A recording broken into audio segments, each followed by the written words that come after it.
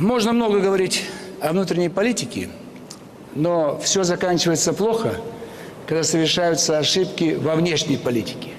100 лет назад Российская империя была конфетка. Все было отлично летом 2014 года. Нас втянули в войну, и чем закончилось, вы знаете. К 1940 году Советский Союз был вторая конфетка. Но нас втянули, и чем закончилось, вы знаете. Вывод. 1000 лет Россия занимает оборонительную позицию. Мы ждем, когда на нас нападут. Я не буду брать 1000 лет назад. Берем Наполеон. Он ждет развязки войны в Литве. Молодой царь плохо соображает и сидит в Петербурге. И разрешает Наполеону всю Россию захватить, сжечь Москву, а уж потом можно немножко догонять французов и в конце концов победить. 1941 год. Все ясно было. Начнется. Уже точно начнется. Ну, дайте приказ начать 20 июня и разгромить немцев на территории Польши. Нет, ждем. Страх, неумение, ошибки. Поэтому это очень дорого обходится. Это один момент. Второй момент. Россия расцветала, рождалась и может развиваться только в формате империи. Любая республика, советская, федеративная, народная, демократическая, это губительно. Губительно. Поэтому пока мы не определим форму государства, может быть, даже поставить вопрос о восстановлении империи. Кто нам мешает? У нас же есть, Испания же восстановила монархию, ничего не случилось. Надо же понимать формат развития. Вот простой пример, климат. Мне здесь плохо, мне здесь жарко. Мой климат Архангельск, Ленинградская область, даже Воркута. Здесь я задыхаюсь. Что я должен делать? Жить там, где лучше чувствует свой организм. Так и Россия. Она себя плохо чувствует в формате республики, в формате дружбы народов, в формате вариантов либерализм не надо, капитализм не надо, социализм плохо. Нельзя так. Нельзя решать вопросы. Эта страна другая страна. Нас ни с кем нельзя сравнивать. Поэтому начинать мы должны первыми. И у Сталина был план начать раньше и разгромить немцев на территории Польши. Но не хватило ему решимости. Так и генералы предлагали громить Наполеона в Польше. Поэтому вариант развития не может идти в рамках республики, не может идти в рамках вот этой демократии, как у нас. Выборы, партии, профсоюзы, выборы осенью, выборы весной. Какая разница? Они вообще не нужны, эти выборы. Кто кого выберет? Откуда вы знаете, что это за люди? Выбираем вслепую. Разве мы знаем, кого выбираем? Если раньше при советской власти в трудовом коллективе хотя бы знали, кто он такой. Сейчас приходит человек и начинает говорить все, что угодно. Кто его знает? Никто.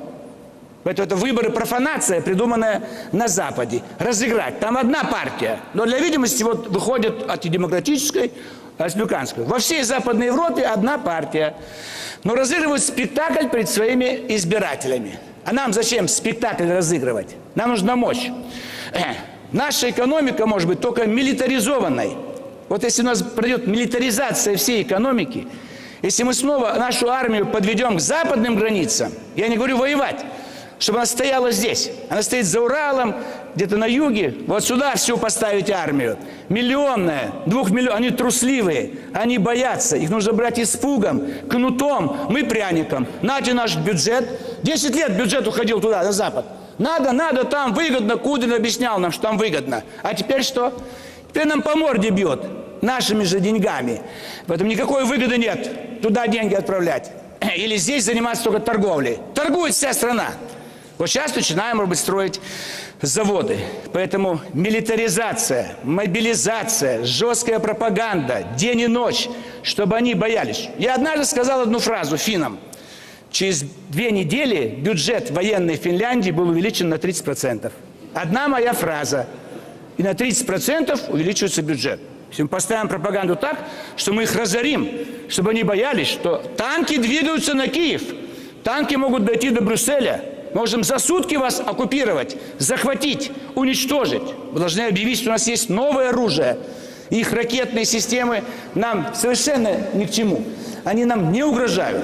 Надо испытывать новое оружие. Вот вы же должны понять, что план «Барбаросса-2» подписан. И мы ждем 22 июня? Нет. Теперь мы должны начать 20 июня. Как и где, Это решают военные, генеральный штаб, все остальные. Но надо понять, наконец, в каком мире они смеются над нами, они издеваются, и русский язык запрещают по всему миру. И что они делают сегодня? Значит, вот, убивают русских. Вот сидите вы и смотрите, мы их гоним как беженцев и еще не пустим к вам как беженцев. И будем расстреливать их, будем казнить их, родильные дома будем бомбить, больницы. А вот гуманитарную помощь направляете. Это что, Россия? Чтобы царь направил гуманитарную помощь сербам 100 лет назад. Он армию направил. Это была ошибка, но армия пошла. Если бы не большевики, наша армия стала в Берлине бы в 18 году. Теперь мы, современная Россия, мы, наконец, совершаем правильные шаги. Первые начинаем. Но куда мы прем? В Афганистан. Это наши союзники, мусульманский мир. Еще одна ошибка России. Мы все время шли на Запад. На Западе нет у нас ни друзей, ни союзников. Надо идти на юг, но идти с миром, как союзники. И единственное правильное, что сделал Ленин, первые договора о дружбе, Афганистан, Иран, Турция, все.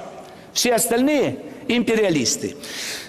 В 2001 году, Владимир Владимирович, когда была атака на Нью-Йорк, вы позвали нас в Кремль, лидеров партии, фракций. Вы спросили, что делать.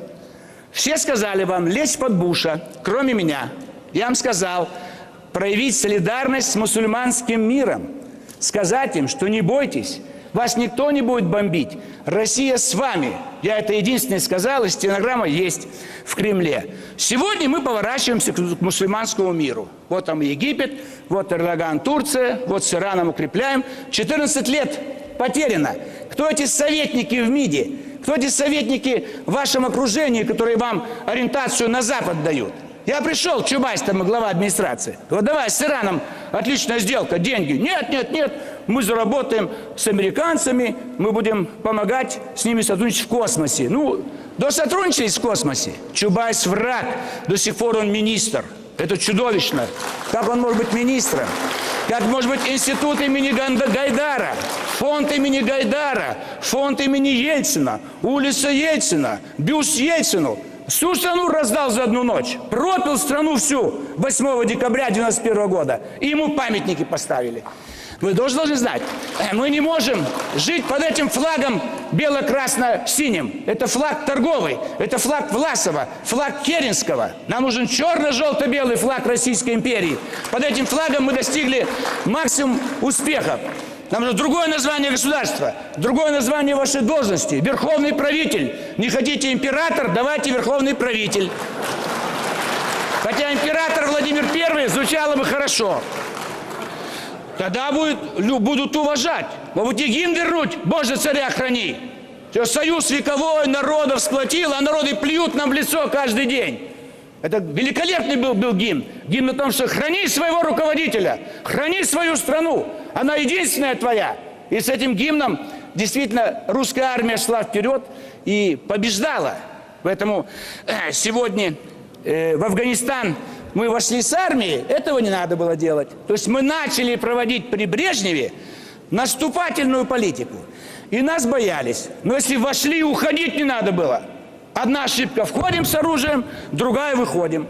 Выходить не надо, окопайтесь, сидите. Вас сбивают вертолеты, нечего летать на вертолетах. Сидите в катакомбах, заройтесь танками, так сказать. Везде, так сказать, поставьте диверсии, ночью всех арестовывайте, ночью всех расстреливайте. И такие, как Наджибулла, сегодня мы сидели в Афганистане, сегодня бы. Поэтому все можно делать, как сегодня на Украине, что у нас нету средств, которые уничтожают всю колонну танков за 15 минут. Всю колонну БТР за 15 минут. Сносят целые улицы в городах. И все это сегодняшнее вооружение российской армии. Почему же его не испытать и не показать, на что способна наша армия? Не обязательно ее вводить. Весь мир, что там, американцы, американская армия воюет, ЧОП воюет, добровольцы воюют. А у нас миллионы добровольцев могли бы там повоевать. Из тюрьм их выпустить, штрафные батальоны создать. И сказать, ваше ни шагу назад, вот Луганск, Донецк и дальше до Одессы, Приднестровья. И они все пропашут ночью и днем, лишь бы не вернуться в наши тюрьмы. Поэтому направление на юг, а не на запад. Мы все время злим. Мы получили эту Польшу проклятую. С этой Польшей возимся сколько времени. А Польша Украину делает такой же враждебной. Польша Прибалтику сделала. Зачем нам эта Польша нужна? Мы победили Наполеона. Чего мы ушли из Парижа? Там бы сегодня еще стояла бы наша армия. И не было бы вообще никакой войны. Из Берлина ушли. Сегодня бы там армия стояла. То есть это все должна быть та политика, которую проводила Российская империя, Советский Союз. Я ничего не выдумываю. Я беру все лучшее, что было в царской России и в советской. Когда ни одна пушка не стреляла в Европе, пока русский царь не даст согласия. Когда пошел плохой спектакль в Париже, царь позвонил и сказал: вам нужно 100 тысяч новых зрителей в ваш парижский театр. Те поняли и заткнулись. Спектакль сняли. Когда Владимир Владимирович Александр III и Англия провоцирует войну России с Турцией, ему доложили. Он вот так ударил всю войну, всю казну на войну. Дошло до Лондона, все прекратили. Царь сказал одну фразу: всю казну на войну. Рука мощная такая, стол чуть не треснул. И быстренько шпионы доложили британскому послу. И он: все, никакой, все, мы ничего не делаем. Все в порядке, войны не будет. Они должны бояться. Бояться каждый день и каждый час. Нам нужен другой министр иностранных дел. Нужен министр пропаганды. Хорошие министры есть, может быть, они работают, но есть вещи, где должны быть люди особого склада. Чтобы он сказал, и пол Европы, так сказать, боятся, ноги дрожат. Поэтому повернуться к мусульманскому миру, хотя сейчас там уже много антироссийски настроенных и таких вот режимов. Мы могли сотрудничать и с Саддамом Хусейном, и с Каддафи, и с исламским Ираном давно подружить. В 2000 году ЛДПР говорит: признать правительство талибов. Вы его признаете, и весь мир признает с опозданием на 15 лет. А если бы тогда признали и его бы сохранили, а не свергали, не было бы того потока наркотиков. Они уничтожали все наркотики. Им не нужна Средняя Азия. Им нужен Пуштунистан. У нас востоковеды должны быть везде. У нас Восток горит. Евроазиатское пространство наше. А Польшу забыть. А Прибалтике сказать, что там такое количество танков и самолетов натовских, что в случае большой войны мы не можем гарантировать существование этих государств. Я это уже сказал, там они уже все бегают и трусят. Все боятся. То есть я в заключении понимаю, что еще Сергей Михайлович хочет, левые не всегда чего-то хотят. Вопросы будут.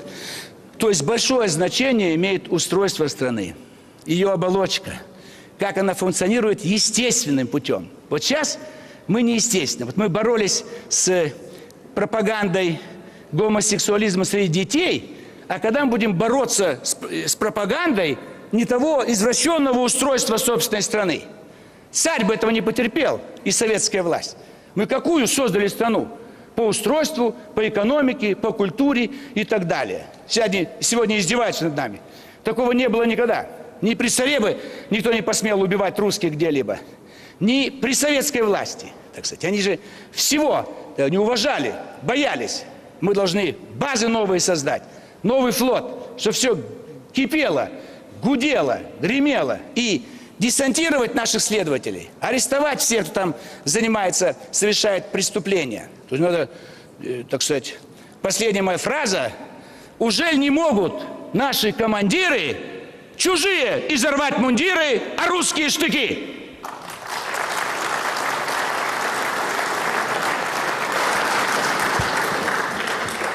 А что вы не встали, ЛДПР? Чего вы сидите, напрягаете? Я сказал: встаньте!